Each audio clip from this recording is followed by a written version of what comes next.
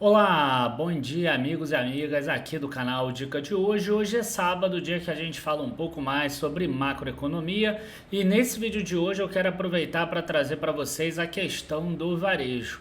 A gente percebeu aí que no último mês o varejo, mesmo com a taxa de juros caindo e com essa projeção de queda de juros no Brasil, quando deveria subir, quando deveria subir bastante, ele vem caindo. E eu quero explicar para vocês o que está acontecendo no varejo nesse momento aqui e vocês vão perceber aí que realmente é algo para se preocupar, mas também pode não passar de um ruído. Então curtam o vídeo, se inscrevam no canal, comentem lá embaixo também o que vocês acreditam que está acontecendo com o varejo nesse momento e logo depois da vinheta a gente já começa.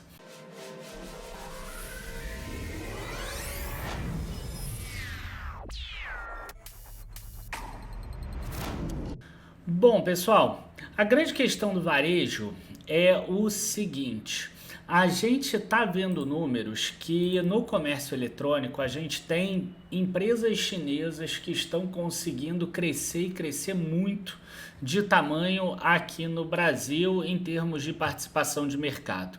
Tá? Eu até vou tirar aqui da internet, que eu peguei desse perfil aqui do Luan Alves Investor, tá? Que saiu de um relatório lá do UBS mostrando, por exemplo, aqui, tá? Primeiro, os aplicativos de shopping dentro dos usuários ativos todos os meses. Você vê que a Shopee aqui em 2019 era zero e ela sobe, hoje ela já é líder. Tá? A própria Shein aqui, a gente vê que ela já está aqui também. Né? A Shopee, por exemplo, passou o Mercado Livre que estava lá com 60% lá atrás. A própria Magalu, que vinha aqui caminhando nesse percentual, ela cai pra caramba. Tá? E outra coisa também que eu acho que vale a pena a gente mostrar é o seguinte: as empresas de vestuário, né, de fashion, de moda. Quais são essas empresas? Aí a gente está falando de lojas Renner, está falando de Grupo Centauro, Riachuelo.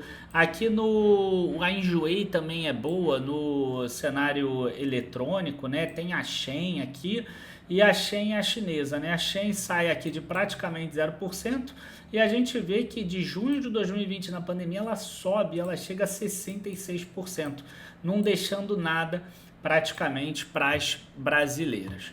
E aí, né, o que está acontecendo que essas empresas estão ganhando tanto mercado? O cara que é consumidor, ele vai falar assim: ah, elas vendem muito mais barato. Sim, elas vendem muito mais barato. A grande questão é por quê? Né? Por que essas empresas elas vendem muito mais barato? E aí aqui tem algumas matérias que eu tirei do G1, da Globo, né, para a gente dar uma olhada o que está acontecendo. As entidades, que são essas empresas, né, elas pedem ao Haddad, que é o ministro da Economia, fim da isenção para compras do exterior de até $50. Né? O que aconteceu? No final de junho, o Ministério da Fazenda publicou portaria estabelecendo isenção de impostos federais, desde que as empresas façam adesão ao programa de conformidade da Receita Federal. Tá? Então, o governo ele quer fazer o seguinte: ele quer pegar e criar um sistema em que as empresas elas se cadastram para quê? Para importação de produtos. Porque quando você compra alguma coisa no site chinês, você na verdade você está importando um produto lá da China. E aí o que a gente tem? A gente tem que a empresa consegue distribuir esse produto, se for até $50, sem imposto, sem tributação. Enquanto isso, uma Renner, enquanto uma Magazine Luiza, enquanto uma Lojas Americanas, etc., elas precisam ser tributadas e elas são muito tributadas. Tá? Por que o governo quer fazer isso, na minha opinião? Porque ele quer criar aqui, ó, a declaração antecipada que vai permitir a entrada mais rápida no país de milhões de mercadorias. E aí as empresas que são isentas de imposto vão ter que mandar esses dados para essa declaração e elas vão ter que estar, Elas vão ter que estar cadastradas nisso, tá? Nesse programa. Na hora que você cadastra nesse programa, ó, a Receita Federal fará relatórios bimestrais para monitorar resultados das mudanças.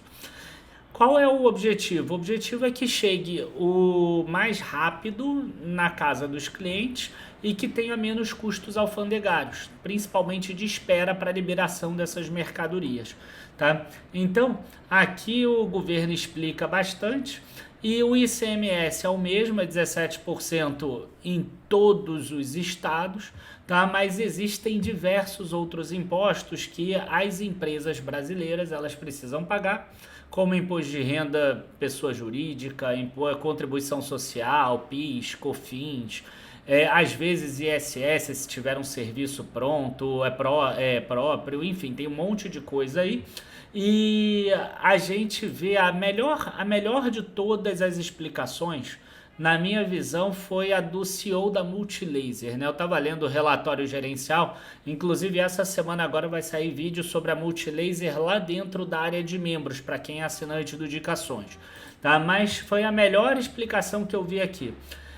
Há que se mencionar também a concorrência com plataformas do exterior, que se valem de brechas na legislação para enviar milhões de pacotes de encomendas diariamente ao Brasil, sem recolher qualquer tributo, praticando subfaturamento e disfarçando suas vendas sobre o pretexto de presente de pessoa física para pessoa física.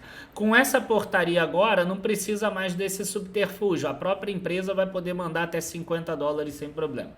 Percebe-se que finalmente o poder público tomou ciência da situação. Isso ele escreveu em maio. Em junho foi mudada a portaria, porque até maio, meio de junho, o governo parecia mais próximo das empresas varejistas. Parecia que eles iam acabar com essa isenção e a ventilar possíveis medidas práticas para garantir uma carga tributária igual a todas. Por ora, o fato dos produtos localizados brasileiros serem tributados em cerca de 40% do preço final, enquanto certas plataformas conseguem entregar pagando zero. É algo que comprime as vendas e margem de toda a cadeia. Enfim, hoje essas empresas não pagam também o ICMS, né? Então, a gente percebe que seria, no caso da Multilaser, artigos de tecnologia, a gente está falando em torno de 40% de um lado e zero do outro. É óbvio que a chinesa vai conseguir entregar mais barato. Só para a gente não falar que as chinesas são malvadonas, as brasileiras são maravilhosas, as coitadinhas, é importante citar que muitas dessas empresas que estão pedindo impostos parecidos, elas têm muitos subsídios fiscais por terem fábricas ou no Nordeste, ou na Zona Franca de Manaus, ou qualquer outro benefício tributário, mesmo que seja municipal, dentro dos centros de distribuição. A própria Multilaser é uma delas, lá dentro de Extrema, por exemplo. Tá? Mas o que a gente percebe aqui? A gente percebe que quando a gente pega um mês aqui, a gente vai ver que o índice ICOM, né, que é o índice de consumo, que é o que mede mais varejo, ele cai de 3.195 pontos para 3.107 pontos, isso porque hoje está subindo aqui um pouquinho. Então ele cai 3%, num período que a bolsa está em alta. Isso aqui é mais para a gente ver quais são as empresas que compõem esse índice de consumo, né? A gente vai ver que tem empresas aqui como a Ambev, que não sofre esse problema de pessoas pedindo cerveja pelo e-commerce, por exemplo. Tem empresas de serviço como a Redditor, a Rapvida e etc. Mas tem empresas também, por exemplo, como a Renner, né? Que é uma empresa que é muito afetada por uma Shein, por exemplo. E tem outras empresas aqui também, deve estar a Magazine Luiza aí no meio, em algum lugar que eu não achei. Aqui, ó, Magazine Luiza, enfim, tem algumas empresas que são muito afetadas. Então, se a gente tivesse ainda um índice de consumo dividido, provavelmente isso ainda estaria pior. Para isso ficar mais claro aqui, eu fiz um comparador de ativos. Primeiro, com as empresas de moda. Empresas de modas, ó, a gente tem uma Renner caindo 17%, um Grupo Soma caindo 10%, ó, o Grupo Centauro caindo 10%, Arezzo, que não tem tanta venda no e-commerce assim como a gente viu naquela imagem, subindo 3%, e C&A, que também não tem tanta venda, subindo 2%, para mostrar exatamente esse diferencial, essa diferenciação que existe. E do outro lado, a gente tem aqui, né, aí consumo de shoppings de forma geral, ó, uma Via Varejo caindo 26% no mês, tá? Sempre no mês. Isso é desde que saiu essa portaria. Americanas caiu 7, Magazine Luiza mais ainda, ó, caiu 20, perto, todavia. Mercado Livre ainda se segurando, mas está cotado em dólar, aqui 2,34. Se transferir para real, eu acho que o real caiu mais do que o dólar caiu mais do que 2,34 frente ao real. Logo, o Mercado Livre deve estar em queda também. E aqui eu botei um açaí, depois fazendo aí um raciocínio. Eu acho até que o Carrefour seria melhor. Ele vende mais também artigo eletroeletrônico. De qualquer forma, ele caiu da mesma forma que o açaí aqui, 8,93%.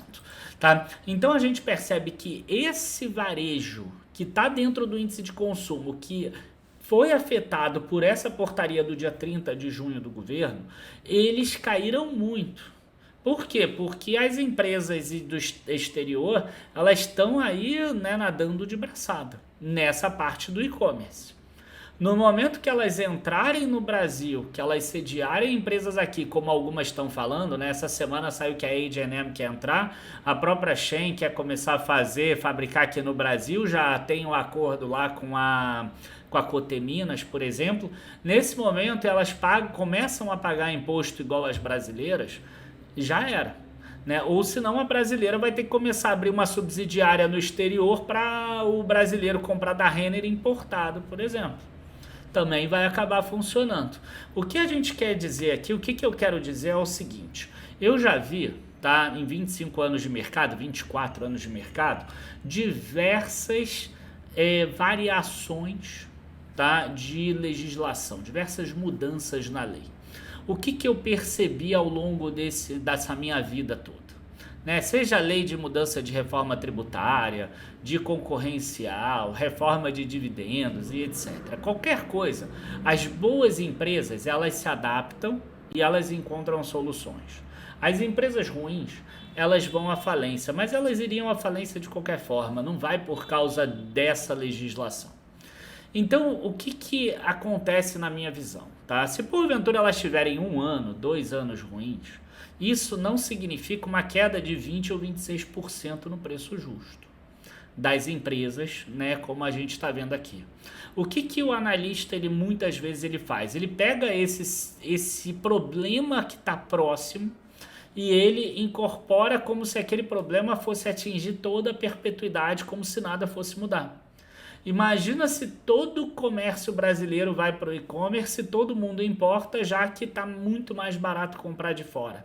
Imagina o impacto disso na balança comercial brasileira. Não vai ter nem o agro para segurar tanto impacto assim na balança comercial. E à medida que a economia do Brasil for crescendo, isso vai piorando, porque as pessoas vão ter mais renda, elas vão querer comprar mais ainda produtos de fora. Então, na minha visão, tá, todo o mercado ele procura um ponto de equilíbrio entre a oferta e a demanda. Nesse momento, está mais do que claro que ele é muito favorável para a exportadora e pouco favorável para o Brasil. Se o governo não atuar nisso, o que vai acontecer é que isso vai começar a pesar na balança comercial, até que vai chegar um ponto que ele vai atuar nisso. Não sei como. Também não sei quais as empresas que vão sobrar nesse momento. Mas o que eu tento fazer? Eu tento ficar livre dos ruídos na hora que eu faço análise. Para mim, toda essa situação é ruído. O que não é ruído? A forma como a gestão ela encara os problemas dela. Como ela está conseguindo ganhar eficiência. Como ela está conseguindo melhorar as vendas. O que ela está fazendo para reduzir esses problemas. Tá? Então, é baseado nisso que eu vou acabar seguindo com a minha estratégia e eu particularmente acredito que caiu demais, caiu muito mais do que deveria. Então, quer dizer, você teve um mês com queda de juro, que seria muito favorável para o varejo, que provavelmente essas empresas teriam subido aí, sei lá, 3, 4, 5% em média, e a gente viu que o índice caiu 3%. Quer dizer, abriu um diferencial aí de 7 por causa disso. Em um piscar de olho muda ou traz uma sinalização positiva com relação a isso, e isso tudo inverte, aí o varejo sobe muito rápido. Aí o que vai acontecer? O pessoal vai lá no Instagram e vai me perguntar assim: Daniel, ainda vale a pena comprar Renner? Daniel, ainda vale a pena comprar Carrefour? Ainda vale a pena comprar não sei o que? Ainda vale a pena comprar não sei o que lá? é o que acontece normalmente. Por quê? Porque a pessoa ela não quer ter a paciência e a disciplina para esperar. Né?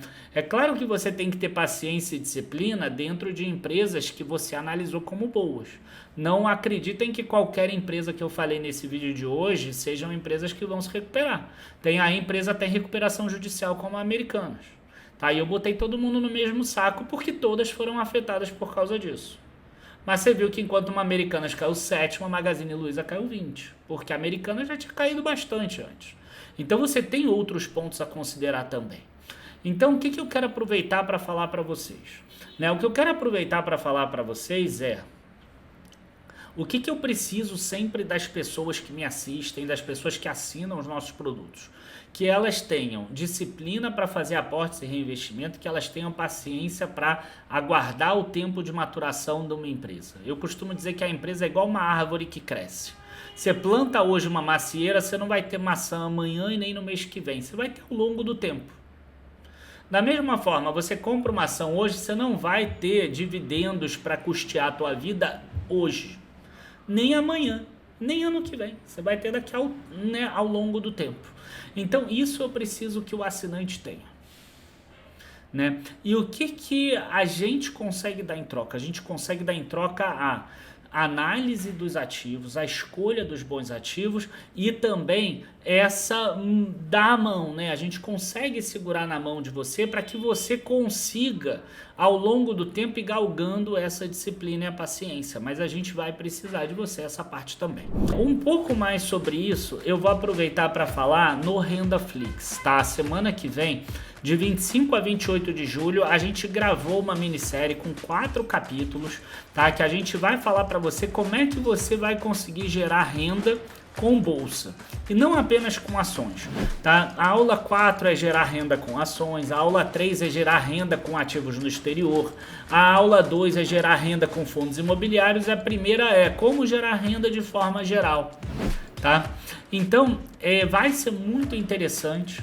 Do dia 25 ao dia 28, se você ainda não se inscreveu, tem o link aqui na descrição para você se inscrever. É um evento completamente gratuito, chamamos RendaFlix porque é igual uma minissérie da Netflix, que você vai assistir um capítulo por dia e depois você vai sair com uma mentalidade diferente, com certeza. Tá? Então espero que vocês gostem do nosso RendaFlix, espero que vocês se cadastrem também ali embaixo. Quem não se inscreveu no nosso último evento gratuito viu que não estava aparecendo aqui no YouTube, então a pessoa não assistiu. Eu tenho recebido perguntas de pessoas: Daniel, você falou que ia fazer análise de tupi, eu não vi nada, você falou que ia fazer análise de cozão, não vi nada. Porque esse foi o do mês passado. O do mês passado a gente colocou aqui dentro do YouTube, mas sem aparecer para o público, porque só apareceu para quem estava inscrito. Quem estava inscrito viu e já está ganhando dinheiro também, tá? Mas agora é a mesma coisa, você precisa se inscrever no link lá embaixo. Tá? Quem não está inscrito no link lá embaixo, eu entendo que ele não quer participar do produto gratuito, então eu também não vou ficar chateando ele com vídeo aqui a mais, à toa. Tá? Então eu entendo dessa forma. Então não deixe de se inscrever ali embaixo. Quem preferir ainda não receber por e-mail pode entrar no grupo do Telegram e lá vai ter os links também do vídeo. Bom, gente, abraços a todos, bons investimentos. Espero que eu tenha conseguido explicar bem por que as empresas do varejo nesse momento estão caindo. Espero que vocês tenham entendido que, pelo menos na minha visão, isso por enquanto é ruído. Até porque, né, talvez tirando a Enjoei aí, todas as outras têm muito mais varejo físico hoje ainda do que e-commerce. Abraço, bons investimentos e até a próxima. E nunca se esqueça, construir leva tempo.